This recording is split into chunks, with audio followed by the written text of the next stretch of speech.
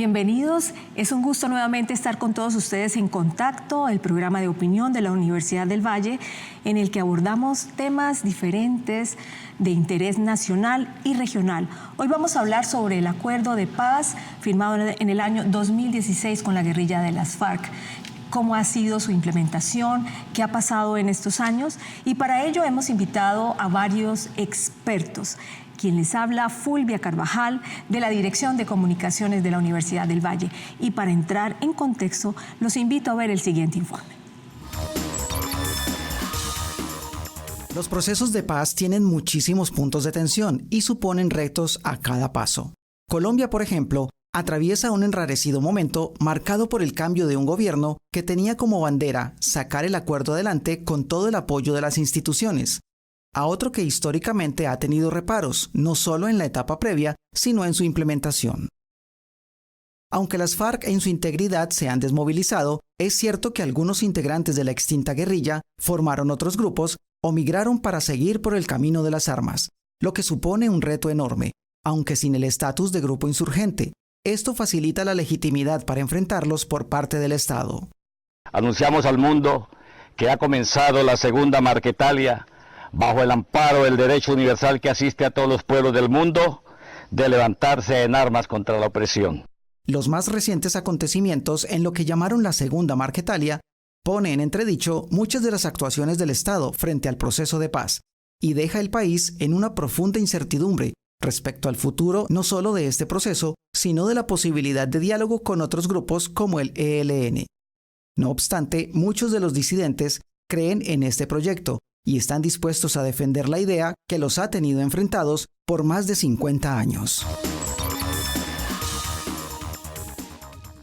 Así es, ¿y qué está pasando con el acuerdo de paz específicamente, con todo el actuar y el pronunciamiento de las nueva disidencia de las FARC? Y hemos invitado precisamente para hablar de este tema al profesor Héctor Alonso Moreno Parra, doctor en Ciencias Políticas de la Universidad de Granada en España, profesor titular de la Universidad del Valle en el programa de Estudios Políticos y Resolución de Conflictos de la Universidad del Valle. Además, investigador sobre temas de conflicto, paz, pluralismo jurídico y multiculturalidad. También hemos invitado al profesor Boris Salazar Trujillo, profesor investigador de la Universidad del Valle, economista de esta misma universidad, con estudios de doctorado y magíster en economía de la New School for Social Research de Nueva York. También está con nosotros el profesor Julio César Alvear, profesional en estudios políticos y resolución de conflictos, con estudios posgraduales en educación y derechos humanos, además miembro de todo el equipo del programa institucional de paz de la Universidad del Valle. A todos ustedes, profesores, muchísimas gracias por acudir a nuestro llamado para estar en contacto con nuestros televidentes. Muchas gracias, muy bien. Muy bien. Para todos ustedes, la primera pregunta que yo creo que se están haciendo muchas personas hoy en día, ¿cómo va la implementación de todos los acuerdos que se llevaron a cabo en el 2016 en el acuerdo de paz? ¿Se ha incumplido lo firmado en La Habana? Profesor Boris. Pues yo creo que los acuerdos se han implementado en una proporción muy pequeña, en términos de restitución de tierras, en términos de reforma rural integral, en términos de provisión de bienes públicos en las zonas de conflicto. Ha sido muy pobre hasta ahora la implementación. Ha sido también muy pobre en términos de la seguridad para los excombatientes que entraron al proceso. Ha sido muy pobre también en términos de lograr mantener el control territorial sobre aquellas zonas que estaban bajo el dominio de las FARC y que hoy se enfrentan a la situación en la cual bandas paramilitares, bandas criminales, disidencias de las FARC están controlando esas zonas. Incluso carteles extranjeros como el cartel de Sinaloa, en el caso del Valle, de hecho. Entonces, lo que tenemos es una situación en la cual el Estado ha cumplido muy mal, ha cumplido en términos muy reducidos y, por tanto, la fuerza de este acuerdo estaba en lograr una transformación de los territorios en los cuales había ocurrido el conflicto. Y la transformación pasaba por la provisión de bienes públicos, la transformación económica, la transformación productiva, y eso no ha ocurrido hasta ahora. Entonces tenemos, y todo esto, pero lo veremos más tarde, está enmarcado en el hecho de que el acuerdo ha estado permanentemente amenazado desde el punto de vista político. Entonces, allí tenemos una situación en la cual hasta ahora el acuerdo desde ese punto de vista, desde el punto de vista del Estado, se ha cumplido poco. La mayor parte de los antiguos combatientes han cumplido con el acuerdo, están en él. De hecho, hay un partido, digamos, muy pequeño, todavía muy pobre en términos de resultados electorales y de llegar a los colombianos, pero ha habido un cumplimiento. Ahora, más tarde nos referiremos, por supuesto, a la situación del regreso a la guerra de Iván Márquez y su grupo, pero en general creo que no ha habido un cumplimiento adecuado de los acuerdos, y la perspectiva que teníamos y el discurso con el cual se logró el acuerdo de paz, que además es un acuerdo de paz muy rico, muy bien logrado en términos de negociación y en términos de concepción también, pues no se ha logrado. Profesor Moreno, ¿usted considera también que de alguna manera está en riesgo el cumplimiento de todos los puntos pactados en el acuerdo de paz? Sí, yo creo, como lo decía Boris, que este es un acuerdo de paz que tiene varias particularidades. La primera es que es un acuerdo con una agenda muy rica, muy importante, que recorre, digamos, más de 90 años de la historia política de Colombia desde 1930 hasta acá. Porque el primer punto es el conflicto de tierras, que empieza con la Ley 200 del 36. El segundo punto es el tema de la participación política de los años 50, del Frente Nacional 58. El tercer punto es el tema del narcotráfico. El cuarto punto, el tema de las víctimas que generaron la JEP. Y el quinto punto, la implementación. Haya habido problemas.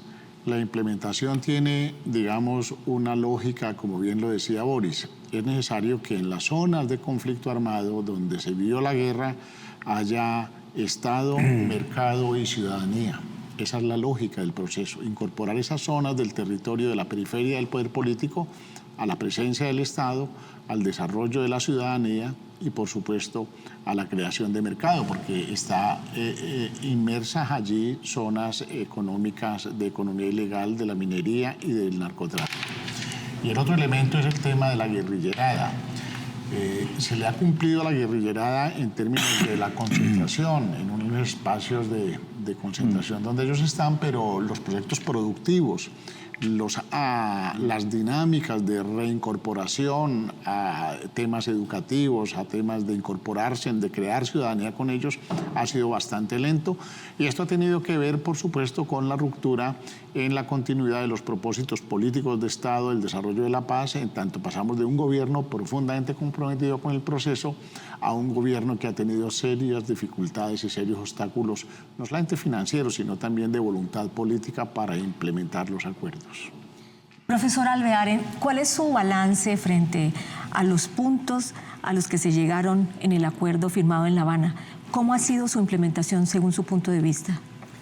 Bueno, ya digamos los colegas lo han anunciado, hay unos cumplimientos parciales. Yo diría que quien más ha cumplido efectivamente ha sido los reincorporados de la FARC, pero efectivamente diría uno pues que frente a cada uno de los puntos, el Instituto Croft lanzaba su informe hace poco y nos decía, bueno, hay avances significativos en el cumplimiento de los acuerdos, hay avances institucionales, hay avances, digamos, normativos. Ellos, digamos, plantean que esto es un proceso a largo plazo y que efectivamente, de alguna manera, se preveía que en la primera fase, digamos, de implementación de los acuerdos, pues hay tensiones, hay problemas de tipo institucional, presupuestal, de voluntad política, digamos, que no permiten que estos acuerdos se lleven, digamos, de la mejor manera.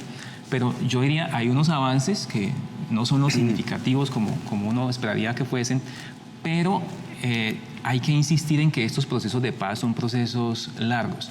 Hay un tema que creo que es muy importante y es que hay un proceso de paz donde persisten otros actores armados. No es como en otros países que, digamos, la guerrilla estaba concentrada. Aquí tenemos varias guerrillas, el ELN, digamos, sigue siendo un actor armado importante y eso genera, digamos, también distorsiones en todo el proceso de implementación. Hay avances, yo creo que al proceso hay que darle tiempo, llevamos prácticamente 3 años, son procesos que pueden durar 25, 30 años, finalmente en alcanzar un grado, digamos, de perfeccionamiento en la implementación. Entonces, yo insistiría en que se ha avanzado, hay problemas de voluntad política, pero lo que uno, digamos, significa de todo este proceso en verdad es como, por ejemplo, el partido FARC ha asumido un compromiso muy fuerte con mantenerse en el proceso, ¿no? Y yo creo que ese es un llamado a toda la clase política y al mismo Estado para seguir insistiendo y persistiendo en la implementación de los acuerdos. Muy bien, tenemos entonces una implementación de los acuerdos de paz que ha ido lentamente. El Instituto Kroc de la Universidad de Notre Dame también ha hecho un balance, ha entregado ya el informe número 3 como de seguimiento frente a la implementación de los acuerdos. ¿Cómo ustedes perciben el informe entregado por este instituto de investigación? Pues el informe, lo que veo, no lo conozco muy bien, pero entiendo que hace una evaluación, digamos, mixta de los resultados del acuerdo. Hay avances institucionales, por ejemplo, la JEP, que es importantísima, que hace parte de construir la legalidad desde el proceso y la parte de justicia y de reparación del proceso. Pero al mismo tiempo tiene que plantear que en la parte económica, en la de provisión de bienes públicos, de creación de mercado, como decía ahora Alonso, de creación incluso de ciudadanía, pues los resultados han sido relativamente pobres. Por supuesto, el acuerdo va a durar, la implementación puede durar mucho tiempo, pero hay una parte que, digamos, estamos un poco dejando a un lado, que estamos viendo, es que este acuerdo ha estado permanentemente amenazado en términos políticos. Y tenemos una situación paradójica de que el gobierno actual es un gobierno que llegó al poder por la vía de querer destruir ese acuerdo y que ese era su objetivo político.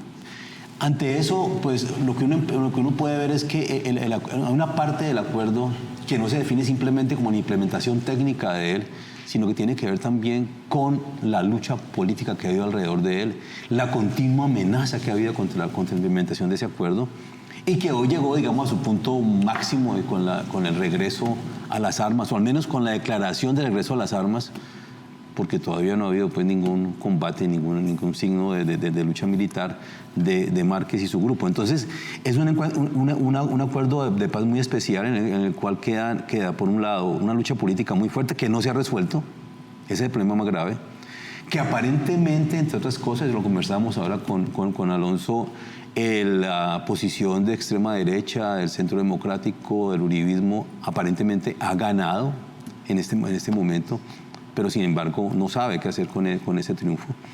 Y por otra parte están los problemas de la falta de implementación, de las debilidades de implementación del acuerdo. Ahora, hay un problema más grave todavía.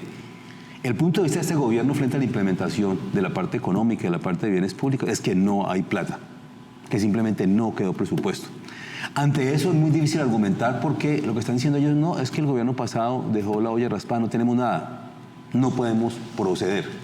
Y de hecho el actual consejero, alto consejero por la paz, Emilio Archila, es alguien que votó en el referendo por el sí, que cree que el acuerdo se debe implementar, pero que simplemente dice, bueno, pero no tenemos los recursos para hacerlo. Entonces hay una situación muy complicada que en el fondo es una situación política. O sea, no es simplemente la evaluación de cómo se ha implementado el acuerdo, sino tenemos que verlo en el marco de la política. Y uno de los grandísimos errores, de los más profundos que tuvo Santos y su gobierno, es que nunca vio la paz como un problema político y nunca lo llevó al campo de la lucha política. Y ahí tenemos la derrota en el referendo, tenemos los problemas que tenemos hoy y, de paso, el gobierno de Duque. Entonces, la situación del proceso de paz, de su implementación, es complicada, es incierta, de hecho. Ahora, tenemos que ser optimistas, sí, claro, pero yo creo que hay que tener en cuenta también la parte política que va más allá de la pura implementación técnica del acuerdo. Esa parte también hay que analizarla. Gracias, profesor Boris. Pues bien, es importante de todas maneras traer a colación la mirada internacional como este Instituto de Paz, que hizo referencia a 6 puntos, profesor Moreno. Sí, mire, básicamente el informe CROF, que es una entidad que fue pactada en el acuerdo de paz, ellos hacen parte de los acuerdos entre gobierno y guerrilla para hacerle, digamos, balance y seguimiento al proceso. digamos, agridulce. ¿Por qué? Porque si bien es cierto el informe, realza el hecho de que el cumplimiento por parte de las guerrillas efectivamente se hizo, el nivel de concentración se hizo, que el gobierno nacional diseñó toda una política conducente a sacar adelante los elementos materiales del proceso, el informe no hace una valoración muy importante de lo que es, digamos, un elemento central, que es el tema de la voluntad política. La voluntad política ha sido totalmente contraria al proceso. Mire, en el Congreso se desarrolló todo un paquete legislativo de implementación con el famoso proceso del fast track. ¿Y qué fue lo que ocurrió allí? Un saboteo constante a la implementación. Se cayeron puntos muy importantes pactados. El tema, por ejemplo, de incorporar estos 300 municipios del conflicto armado a la participación política a través de una jurisdicción especial para la paz. Pues eso fue enterrado. Entonces, no hay forma de que haya un proceso que la gente pueda en los territorios percibir como algo nuevo. Simplemente no hubo participación política. Segundo, el Estado no hizo presencia. Y allí donde las FARC estaban organizando el mercado de la coca, hoy en día organizan el mercado de la coca los rastrojos, los machos, las delincuencias, las disidencias organizadas posconflicto. Pero tampoco hubo o hay una política que apunte a la construcción de tejido social en esas regiones, porque no se construye sociedad civil ni nada. Entonces estamos, yo diría que en algunas zonas, peor de lo que estábamos antes con las FARC. Yo he dicho alguna vez algo que parece extraño. Este Estado tiene que, de alguna manera, el Estado tendría que agradecerle a las FARC que cuando estaban en esas zonas organizaban por lo menos, no solamente la economía, sino el Estado. Ellos cobraban gramaje, hacían impuestos, había disciplina social. Y hoy en día, ¿qué es lo que hay en esas zonas? Un desorden total. Claro, obviamente que eso no es ninguna justificación para decir que eran mejor las FARC, sino simplemente para darle a usted, televidente, la dimensión del problema. Es que el Estado no hizo presencia en esas zonas, no copó territorios con el ejército, con la justicia, con la institucionalidad, con el mercado y con la construcción de ciudadanía, y entonces esto va a terminar, o está terminando, peor de lo que estaba antes.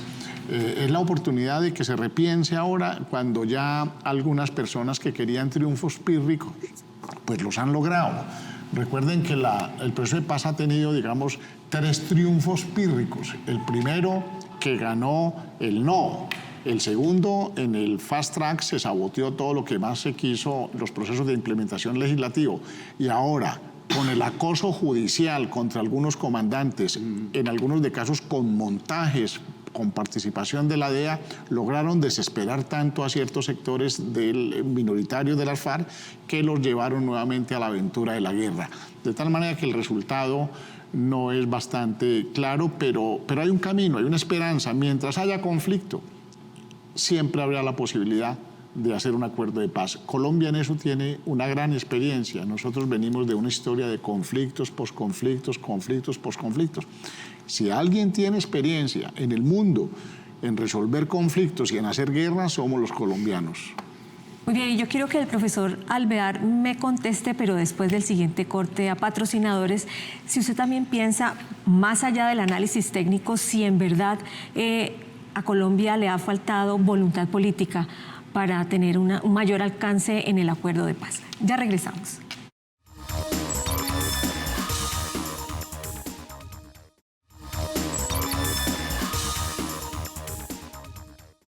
Gracias por continuar con nosotros en esta programación de Univalle TV. Hoy estamos en contacto hablando sobre el acuerdo de paz y las disidencias de las FARC.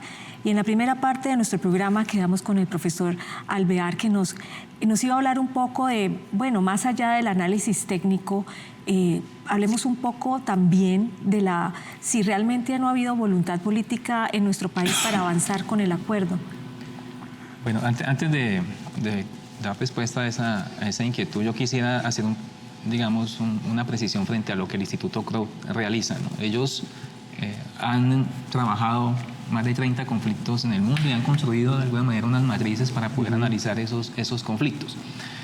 Como Programa Institucional de Paz hemos hecho algún acompañamiento y uno diría, bueno, esos indicadores son importantes y hay avances, Pero hay una gran debilidad, digamos, que tiene el Instituto Kroc y es en relación a los informes territoriales, ¿no?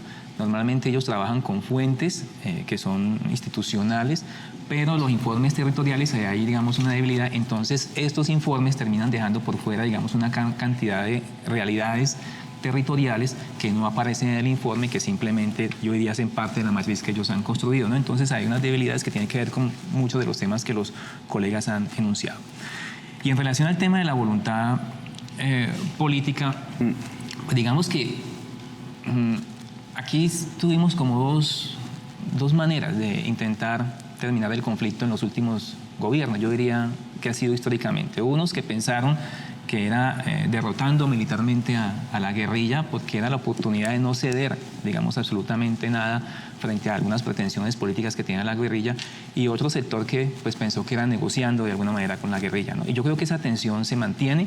Tenemos gobiernos que siguen insistiendo y persistiendo de alguna manera que la guerrilla puede ser derrotada militarmente, y frente efectivamente a la gran bondad que tienen los acuerdos, yo destaco una que es muy, muy importante, que tiene que ver con el punto 2, que es la participación política.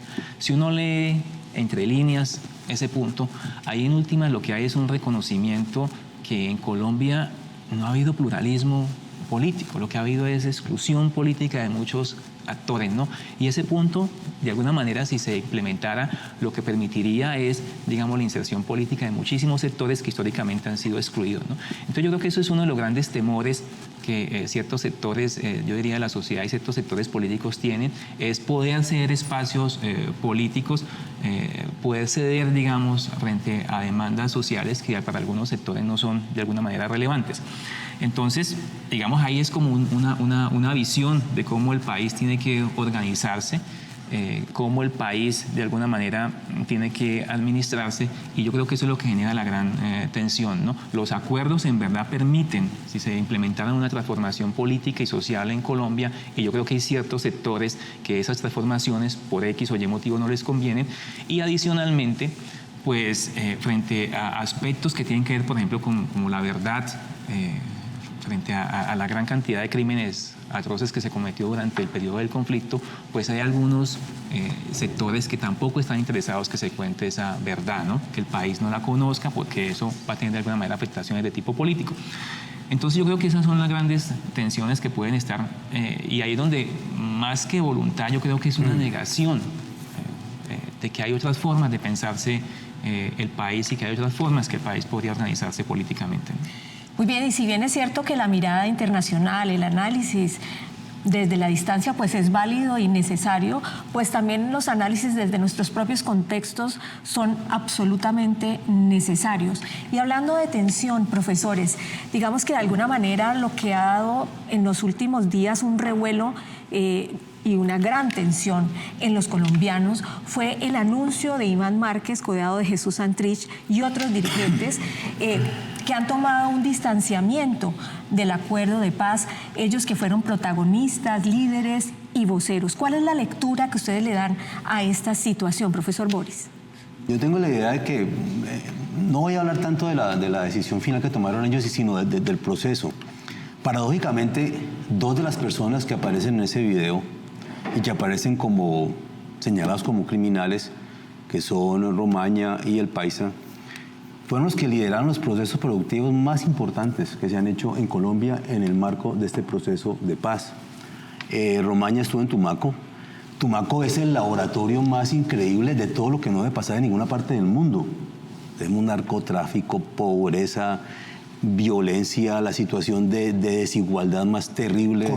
Corrupción. O sea, allí no hay Estado, es la destrucción de la sociedad, no hay tejido social.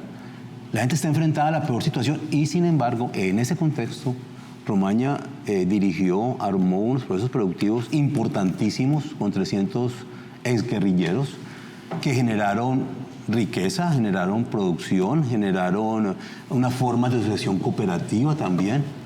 Y todo eso andaba muy bien, pero ¿qué pasó? Como lo plantea ahora muy bien Alonso, el Estado colombiano nunca los protegió, las disidencias los estaban amenazando, estaban también presionados por las bandas de narcotraficantes, la disputa por Tumaco es una disputa por el narcotráfico, desde Tumaco están saliendo todas las toneladas que ustedes pueden imaginar de cocaína hacia el resto del mundo, más ahora que antes, de hecho.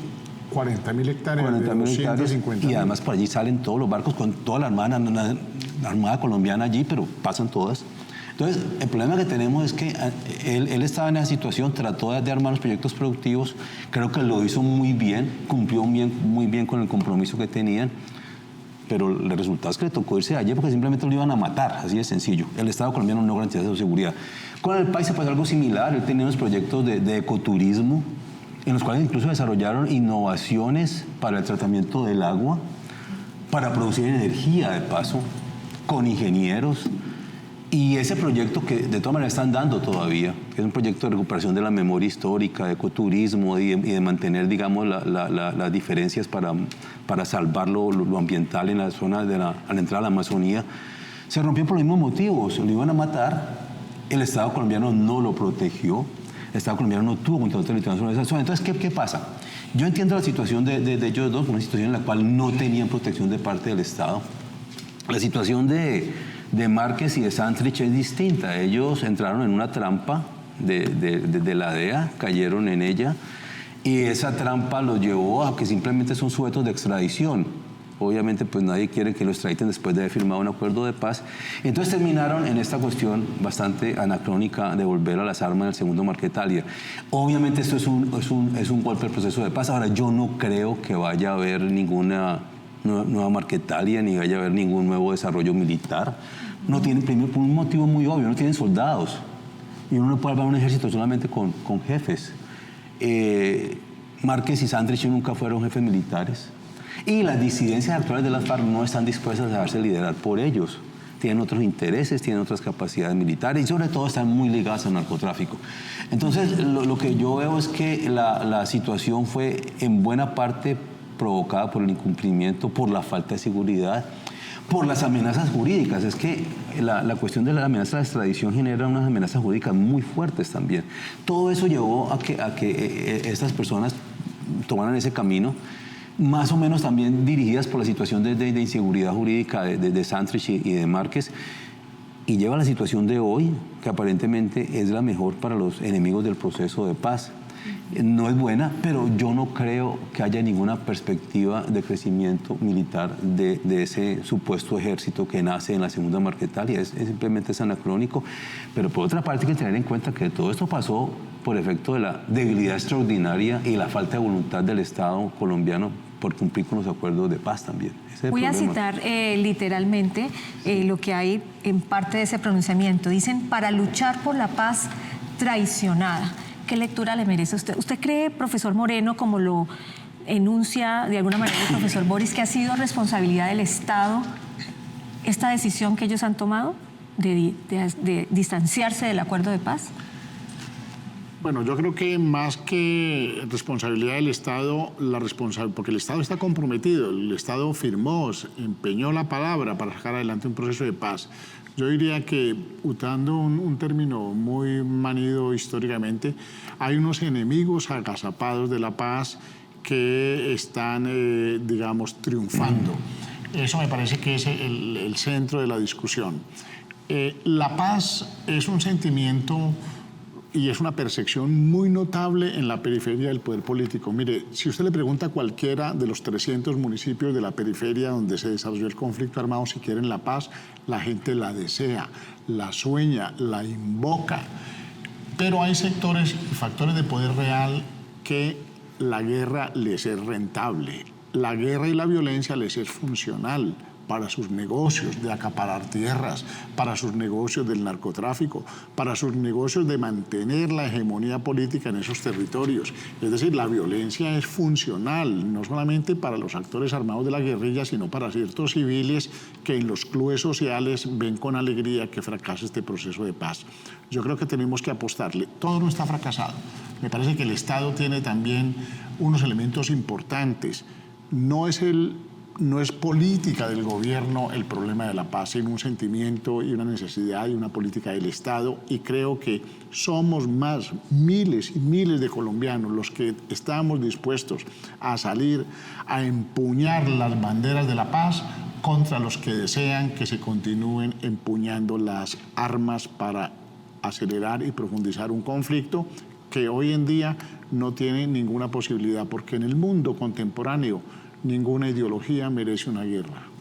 Muy bien, tenemos en la mesa entonces una guerra que parece rentable, factores de poder que van en contra, y sin embargo los colombianos le seguimos apostando a la paz. Ya continuamos, estamos en contacto con el acuerdo de paz y las disidencias de las FARC.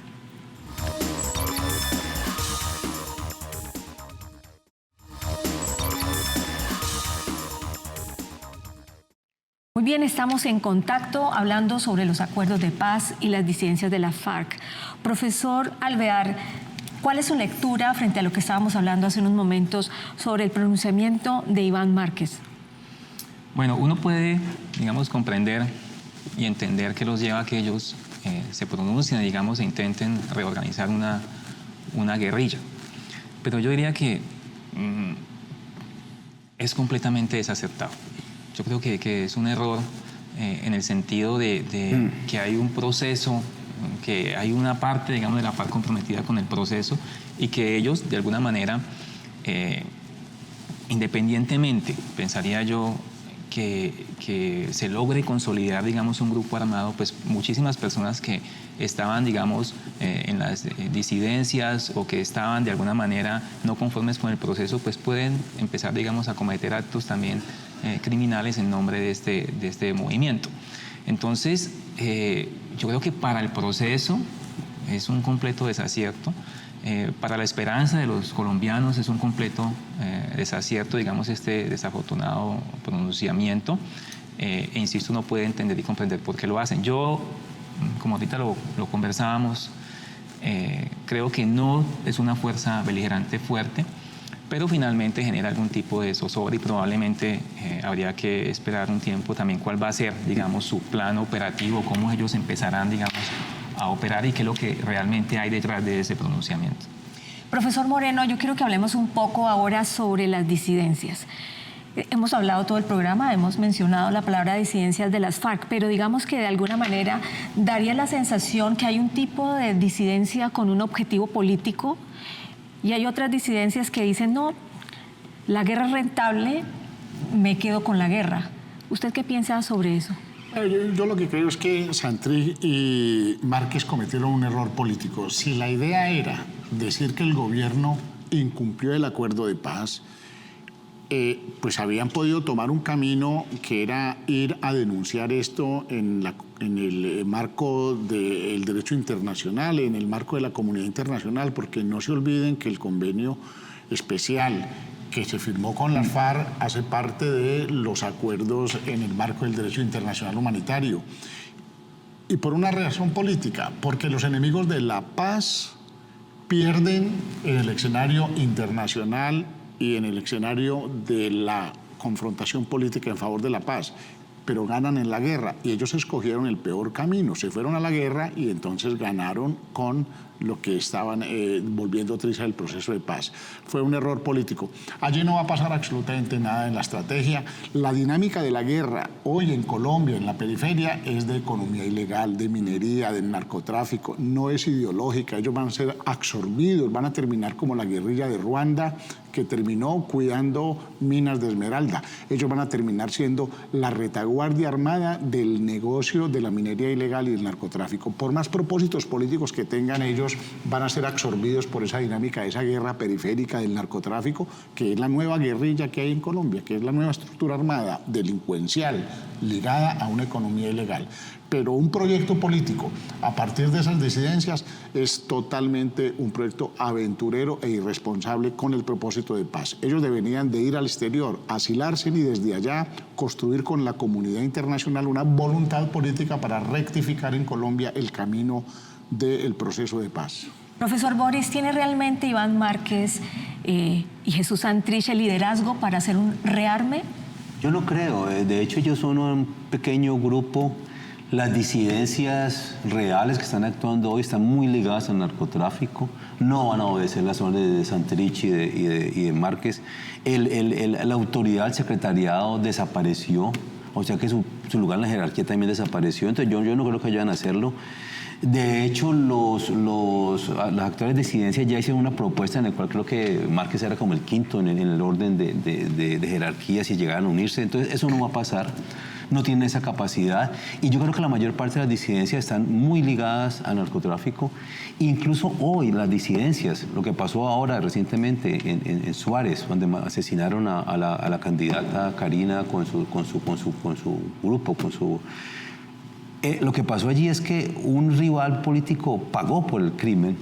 No, eso no fue un crimen político en el sentido estricto de la palabra, o sea, no es un crimen ideológico de esa disidencia, un crimen mafioso pagado para que la eliminaran a ella. Entonces van a terminar siendo lo que decía ahora Alonso, son simplemente estructuras delincuenciales al servicio del narcotráfico y al servicio de intereses políticos. Lo que pasa es que la política colombiana también está extremadamente penetrada por la violencia y por la corrupción.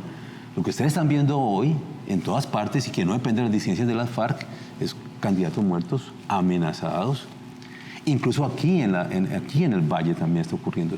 Aquí en Jamundí, por ejemplo, está ocurriendo. Entonces, es un problema, de nuevo, de desorden del Estado y estoy totalmente de acuerdo en que estos señores, Márquez, Santrich, El Paisa, Romaña, que se sentían amenazados y quizás auténticamente amenazados, habrían debido recurrir a la comunidad internacional. Habría sido mucho mejor que lo que hicieron. Por supuesto, es que es innegable el recrudecimiento que tenemos de la violencia. ¿Qué implicaciones para el acuerdo de paz tiene toda esta situación, profesor Alvear? Bueno, yo creo que gravísimas implicaciones. Ya lo mencionaban, por ejemplo, el tema de narcotráfico.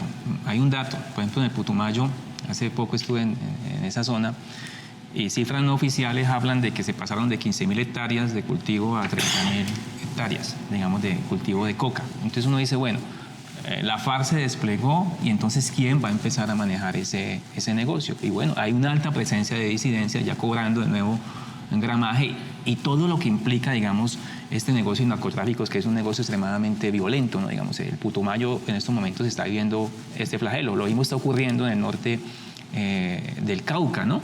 Entonces yo creo que una de las implicaciones es que efectivamente estos lugares que ya habían sido de alguna manera no copados por la guerrilla, pues van a ser copados por disidencias que están estrechamente vinculadas a actos, digamos, criminal, al narcotráfico, al gramaje, a la minería ilegal, a la extorsión, ¿no? Entonces yo creo que va a ser una gran motivación para estos grupos que tomaron la decisión, digamos, de no entrar en el proceso de paz.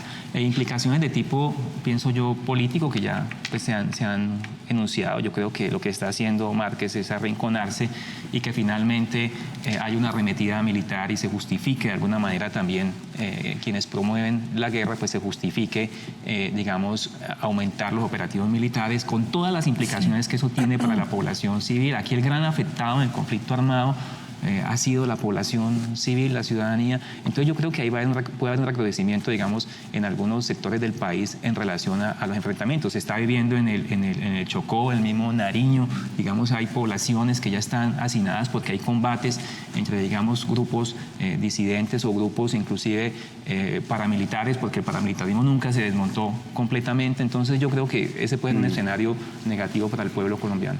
Profesor Moreno, el profesor Alvear se ha referido a implicaciones como el aumento del narcotráfico, el aumento de la extorsión, la minería ilegal, pero ¿qué implicaciones tendría, por ejemplo, para la Justicia Especial para la Paz?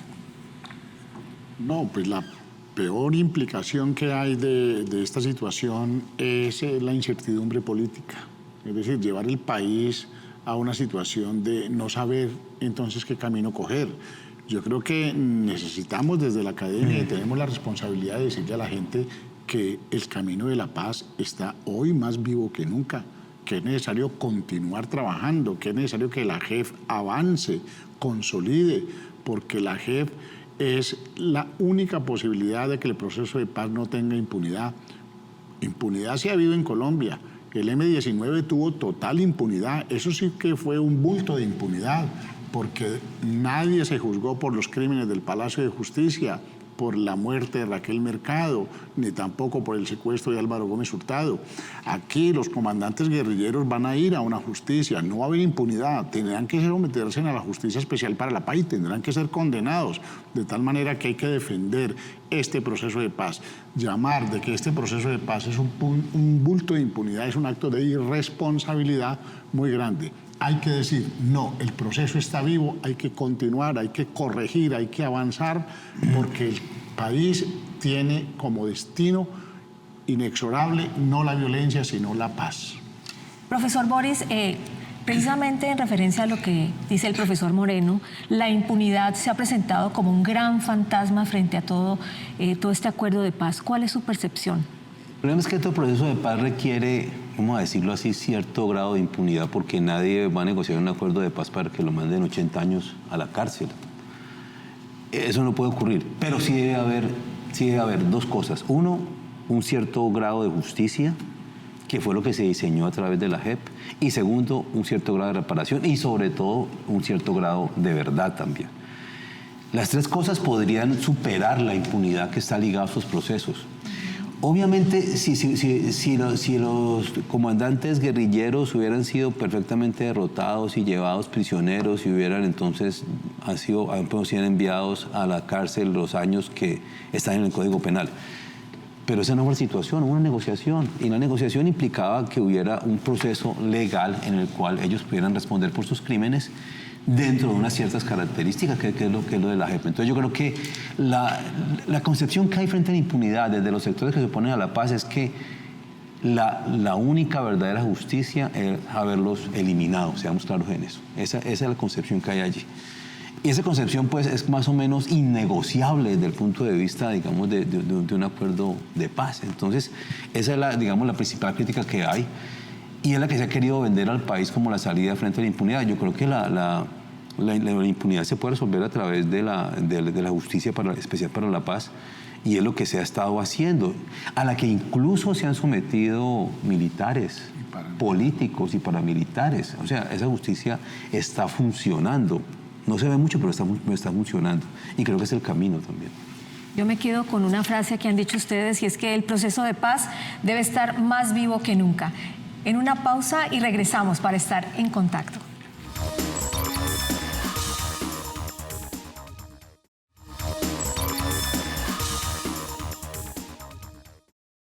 Muy bien, y seguimos en contacto. Hoy hemos estado hablando sobre el acuerdo de paz y las disidencias de las FARC. Y les cuento, señores, que le hemos preguntado a algunos caleños sobre cuáles creen ellos sean los retos del Estado frente a la implementación del acuerdo. Los invito a escuchar los siguientes testimonios.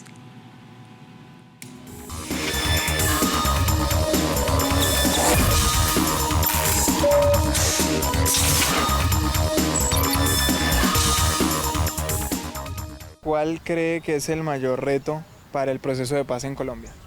Pues en este mismo instante se ha acordado y pues sería, yo creo que cumplirles pues lo que se les prometió y pues ver qué se les va a poner a hacer, ¿no? Porque bueno, está bien, se reintegran, pero ¿qué se les va a poner a hacer? Yo creo que eso es reintegrarlos a la sociedad. Viene siendo como llegarle a las personas con algo más de tolerancia y lograr establecer bien los mecanismos y los organismos, como lo fue ahorita, lo que tienen contra la JEP, que la JEP sí, que la JEP no, toda la Justicia Especial para la Paz, un seguimiento real con respecto a las personas que se desmovilizan y los grupos que no quedan totalmente desmovilizados, porque se sabe que gran parte de ellos quedan en residencias que al final terminan siendo BACRIN. Entonces realmente hay que hacer, yo creo que es un control más amplio y más riguroso. Lidiar contra el partido político que está liderando en este momento el gobierno, dado que están poniendo muchos obstáculos al camino. Gran parte de los desmovilizados ya lograron reintegrarse, están trabajando en proyectos sociales, también laboralmente. Sin embargo, pienso que el gobierno en este momento les está poniendo muchos peros y muchos obstáculos. Ese es el mayor reto, lograr luchar contra estos obstáculos. Poder tener como un acuerdo de cuánto deberían pagar las personas que pues estuvieron en estas insurgencias, en estas rebeliones, y también como darles la oportunidad de integrarse de nuevo a la sociedad para que no pues, se vuelvan disidencias. El primero, pues que se respeten los acuerdos, pues se ha visto una discordia entre los gobiernos pasados y el actual con respecto al proceso de paz. Yo creo que lo importante es que se respeten lo que se acordó. Pues el rearme de las guerrillas, como ellos lo afirman, como ellos se justifican, es que no se les cumplieron. Creería yo que es mantenerlos, o sea, al menos jugarse por esto, ver que la guerra no es la mejor salida, sino que es buscar la mantenencia de estos acuerdos. Muy bien, pues entonces vemos que algunas personas, frente a la pregunta de los desafíos, se están refiriendo a la reintegración, a la tolerancia, a la necesidad de respetar los acuerdos de paz, a tener mecanismos frente a todo el proceso de justicia para la paz, frente al gobierno, según los testimonios que escuchamos, que no apoya, según esta percepción, todo lo del acuerdo de paz. ¿Ustedes qué opinión merecen frente a esta percepción de los caleños? Bueno, yo creo que hay como tres dimensiones del tema. Uno es, bueno, recordemos que el proceso de paz está estrechamente vinculado con un proceso de justicia transicional y se hacen esos procesos porque teníamos un conflicto completamente degradado, grandes vulneraciones de derechos humanos y pues el sistema de alguna manera se relaja para que esas vulneraciones se reduzcan. Yo creo que el reto es ese. Un reto es que efectivamente en Colombia todo este tema de los derechos humanos y todo este tema de las vulneraciones tan graves que produjeron el conflicto pues no se recrudezcan y efectivamente se mermen. Hay otro tema relacionado con, yo creo que el sistema de justicia para la paz. Yo creo que es importante que el sistema está operando, pero que también empiece a contarnos a todos los colombianos lo que está ocurriendo, ¿no? Yo creo que es importante conocer la verdad, es importante usar, digamos, los medios de comunicación para que la población se entere. Sabemos que vienen trabajando, pero yo creo que los colombianos debemos poder escuchar la verdad de todos los implicados en este conflicto armado. Y finalmente yo diría el tema de la reintegración. Si no hay una, digamos, reintegración realmente social, política y económica de los excombatientes de la FARC, muy difícilmente el proceso va a llevarse a cabo, ¿no? Uno ve con alegría cómo algunos procesos han sido exitosos con la población reincorporada. Tenemos gente en la universidad, uno va y ve que están en proyectos productivos, entonces yo creo que hay que apostarle fuertemente al proceso de reincorporación. Profesor Moreno. No, la pregunta yo la resumo en una contrapregunta. El presidente Duque, ¿cómo quiere ser recordado? ¿Como una persona que volvió trizas el acuerdo de paz o como una persona que implementó el proceso de paz concertando democráticamente algunos ajustes que es necesario hacer? Ese es el destino que tiene. Yo creo que la historia es implacable con la gente que está del lado de la guerra y es bastante generosa con la gente que está del lado de la paz. Espero que el presidente Duque pase a la historia como un hombre generoso porque se la jugó a fondo en la implementación después de procesos de concertación democrático del proceso de paz. Y con todo respeto diría yo, es necesaria una gran cumbre política en Palacio, donde estén las FARC, donde estén las FARC como movimiento político, donde esté la comunidad internacional, donde estén todos los partidos, donde estén los empresarios, donde estén los grandes hacendados y terratenientes, donde estén todos los factores de poder real de este país para que nos pongamos de acuerdo en el sentido de que la paz sigue siendo posible. Profesor Boris. Sí, como lo planteaban los ciudadanos entrevistados, yo creo que son 4 puntos básicos. El primero es la cuestión de la justicia. El segundo es generar las oportunidades, el desarrollo, la provisión de bienes públicos, la reintegración real, que no es solo de los antiguos guerrilleros, es también la reconstrucción de partes enteras de la periferia colombiana, que han estado por fuera del desarrollo, por fuera del Estado, que no han tenido oportunidades, donde los niños tienen que ir 6 horas en lancha para poder ir a la escuela. Eso tiene que ser cambiado y eso requiere inversión del Estado. Y por otra parte, el Estado tiene que garantizar la seguridad, no solo de los antiguos combatientes, sino también de la población de esas zonas que siguen en conflicto. El punto esencial es que no se repita la guerra, y para que no se repita la guerra hay que cambiar las condiciones que generaron la guerra. Y eso tiene que hacerlo el Estado, como lo planteó ahora Alonso. Este gobierno debe comprometerse con eso, ojalá lo haga. Y es un proceso largo y complicado, pero creo que se puede hacer, porque yo creo que la mayoría de los colombianos no quieren regresar a la guerra que vivimos. Creo que eso no tiene sentido, creo que ese es el punto esencial, pero el trabajo es largo, ¿no? Por supuesto. Sin duda es un trabajo de largo aliento, de varias generaciones tal vez.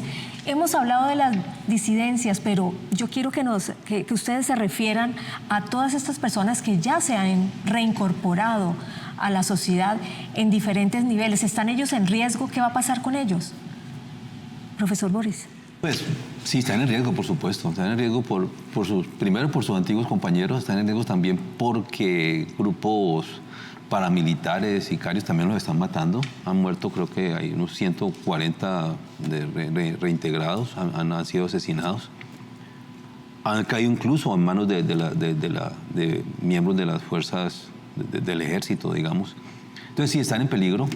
Pero yo lo que siento es que ellos han cumplido con su papel, han sido optimistas, se están reintegrando, algunos que son estudiantes aquí en la Universidad del Valle, otros que se están reintegrando incluso no como grupo, sino en términos casi que individuales a la vida social, económica, no sé si política, pero eso ya es otro punto, no conozco bien la cuestión empírica, pero creo que sí lo están haciendo y están demostrando además que los colombianos tienen una gran capacidad de resiliencia y capacidad de adaptación, y lo están haciendo a condiciones para las cuales no estaban preparados, y creo que eso hay que valorarlo. Me parece que allí hay un proceso, hay unas 10.000 personas, pues todavía están en eso.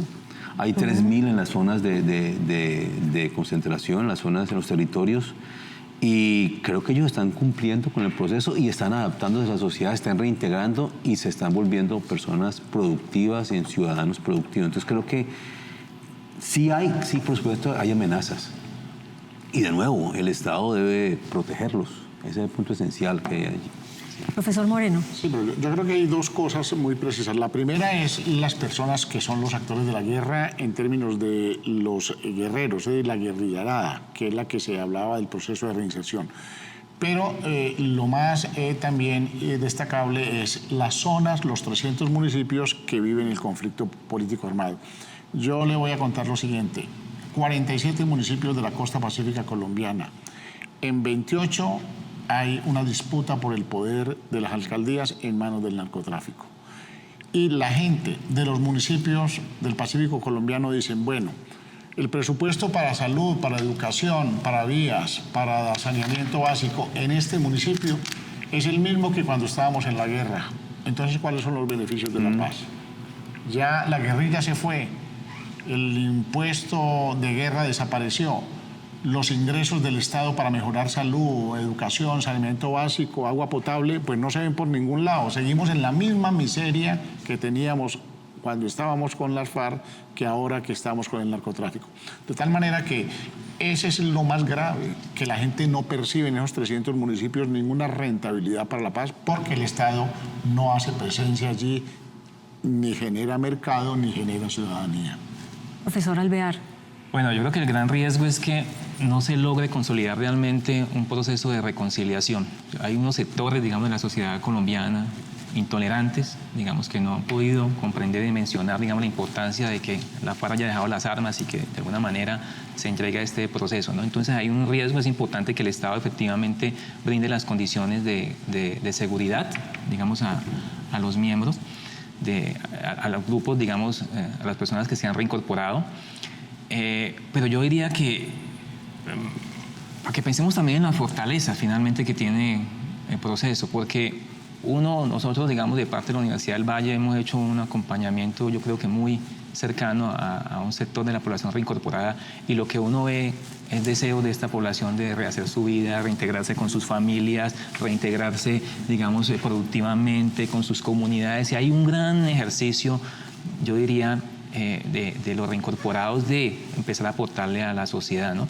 Entonces yo creo que eso es algo habría que arrancar de ahí, potencializar esa tarea, rodearlos, acompañarlos, en verdad. Fue una decisión valiente que en un momento dado hubieran tomado la decisión de, digamos, dejar las armas. Y eso tiene dos niveles, ¿no? Porque la guerrillera como tal normalmente está en nuestros barrios, de pronto los comandantes andan más protegidos, tienen más riesgos, pero aquí vemos reincorporados andando en bus, incorporándose a la ciudad, y yo creo que eso es importante, ¿no? Pues es que es una situación muy compleja. Lo importante es precisamente eso, no verlo en términos de blanco y negro, sino que saber y sentir que como población colombiana debemos apostarle a la paz. Y bueno, hay muchas personas que lo han hecho, están ya reintegradas a la sociedad civil y merecen pues como el apoyo de todos nosotros. A ustedes muchísimas gracias por acompañarnos, por estar en contacto aquí en la Universidad del Valle. Muchas gracias, Fulvia. Fulvia, muy agradable. A ustedes también muchísimas gracias por acompañarnos. Nos vemos en una próxima emisión para estar en contacto.